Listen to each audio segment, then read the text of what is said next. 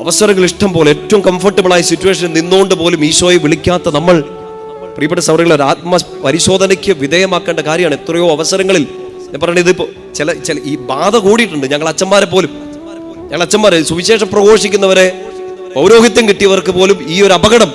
ബാക്കി എല്ലാത്തിനെ കുറിച്ചും പറയാം, ബാക്കി എല്ലാത്തിനെ കുറിച്ചും ഷോ ഓഫ്, ഡോഗ് ഷോ കാണിക്കാം.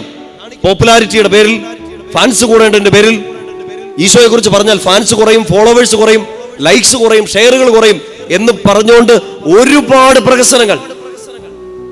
ഇതിനാണോ ഈ 5.5 മീറ്റർ തുണിക്കകത്ത് കയറിയതെന്ന് ഞാൻ എന്നോടും എന്റെ അതേ വർഗത്തിലുള്ളവർ ചോദിക്കേണ്ട ഒരു കാലഘട്ടത്തിലാണ്. ബാക്കി എന്തിനെ കുറിച്ചും പറയാൻ ഒരു മടിയില്ല. എന്ത് പാടാനും എന്ത് ഇളകാനും ഒരു ബുദ്ധിമുട്ടുമില്ല. Not criticising. ഞാനിത് സെൽഫ് ക്രിറ്റിസിസമായിട്ട് ഏറ്റെടുക്കുകയാണ്.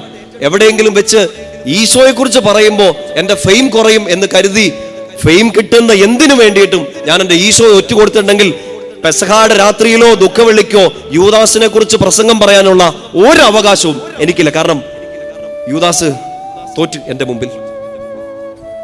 യൂദാസ് തോറ്റു. പ്രിയപ്പെട്ട സഹോദരങ്ങളെ, ചിന്തിച്ചു നോക്കാം നമ്മുടെ എല്ലാ ജീവിതങ്ങളും കൊണ്ട്.